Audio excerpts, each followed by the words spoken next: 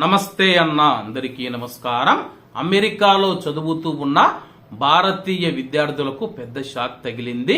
వివరాలేకి వెళితే, అమెరికా అధ్యక్షుడిగా Donald Trump రాకతో అక్కడ ఉన్న భారతీయ విద్యార్థులకు కష్టాలు చుట్టుముట్టాయి. ఒకవైపు రూపాయితో పోలిస్తే అమెరికా డాలర్ విలువ రోజు రోజుకు పెరిగిపోతూ భయపెడుతూ ఉండగా, మరోవైపు చదువుకుంటూ ఉన్న క్యాంపస్ బయట పార్ట్ టైం జాబులు చేసుకునే పరిస్థితి లేకపోవడంతో అయితే చాలా మంది విద్యార్థులైతే బాధపడుతూ ఉన్నారు. వారి యొక్క తల్లిదండ్రులలో కూడా ఆందోళన నెలకొంది. అక్రమ వలసదారులను గుర్తించేందుకు ఇమిగ్రేషన్ అధికారులు సోదాలు చేస్తూ కఠినంగా వ్యవహరిస్తూ ఉండడంతో తమ పైన నిఘా పెట్టారని భావిస్తూ ఉన్న విద్యార్థులు పార్ట్ టైం ఉద్యోగాలు మానేస్తూ ఉన్నారు. నిబంధనల ప్రకారం F1 వీసాపై అమెరికాలో చదువుకోవడానికి వచ్చిన విద్యార్థులు తమ యొక్క విద్యా సంస్థలో వారానికి 20 గంటల చొప్పున ఆన్ క్యాంపస్ జాబ్ పేరిట పార్ట్ టైం ఉద్యోగం చేసుకోవచ్చు. వేసవి సెలవులు, సెమిస్టర్ల మధ్య వ్యవధిలో వారానికి 40 గంటలు పని చేసుకోవడానికి అవకాశం ఉంటుంది. చదువుకుంటూ ప్రాంగణం బయట మాత్రం పార్ట్ టైం లో పని చేయడానికి వీల్లేదు. అయితే అందరికీ క్యాంపస్ లోపల మనం చూసుకుంటే పార్ట్ టైం ఉద్యోగాలు దొరకవు. ఈ నేపథ్యంలో మన యొక్క విద్యార్థులు క్యాంపస్ బయట ఎక్కువగా పార్ట్ టైం ఉద్యోగాలు చేస్తూ ఉన్నారు. సూపర్ మార్కెట్లు, పెట్రోల్ బంకులు, హోటళ్లు తదితర రంగాల్లో అయితే పనిచేస్తూ ఉన్నారు. అలాగే అమెరికన్లు పనిచేస్తే కానీ గంటకు $20 నుంచి $30 ఇవ్వాల్సి ఉంటుంది.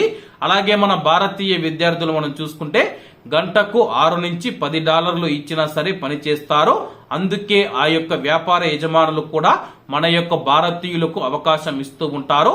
ఆ యొక్క మొత్తంతోనే విద్యార్థుల జీవన వ్యయంతో పాటు ఫీజులు కూడా చెల్లిస్తూ తల్లిదండ్రుల పైన ఆర్థిక భారం లేకుండా చూసుకుంటూ ఉన్నారు. ప్రస్తుతం ట్రంప్ రావడంతో తనిఖీలు చేస్తూ ఉండడంతో అయితే విద్యార్థులు బయట పని చేయాలంటే భయపడుతూ ఉన్నారు. అలాగే మనం చూసుకుంటే అమెరికాలో నెలవారీ ఇంటి అద్దె, భోజనం తదితర ఖర్చులకు నగదు పంపాలని చెప్పేసి ఇండియాలో ఉన్న తల్లిదండ్రులకు ఫోన్ చేసి కోరుతూ ఉన్నారు.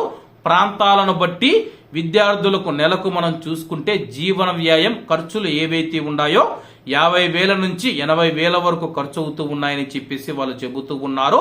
అమెరికా ప్రభుత్వం ఇటీవల విడుదల చేసిన ఓపర్ డోర్ నివేదిక ప్రకారం 2023-24లో అక్కడ అంతర్జాతీయ విద్యార్థులలో భారతీయులదే ప్రథమ స్థానం అని చెప్పేసి అమెరికాలో 11,26,000 మంది విదేశీ విద్యార్థులు ఉండగా అందులో భారతీయులు 3,30,000 మంది ఉన్నారని చెప్పేసి, అంటే ప్రతి 100 మంది ఇంటర్నేషనల్ స్టూడెంట్స్ లలో మనం చూసుకుంటే దాదాపు 30 మంది భారతీయులే ఉన్నారు. వారిలో తెలుగు రాష్ట్రాల వారే 56% ఉన్నట్లయితే తాజా నివేదిక తెలిపింది. ప్రస్తుతం ట్రంప్ అధ్యక్షుడైన తర్వాత ఈ యొక్క నిబంధనలు తీసుకురావడంతో ఇండియాలో ఉన్న తల్లిదండ్రుల మీద ఆర్థిక భారం పడింది. దీంతో తల్లిదండ్రులు మరియు విద్యార్థులు ఆందోళన చెందుతూ ఉన్నారు. మరి ఏం జరుగుతుందో వేచి చూడాల్సి ఉంది. కాబట్టి అందరూ బాగుండాలి, అందులో మనం ఉండాలి. అందరికీ నమస్తే అన్న, జై హింద్.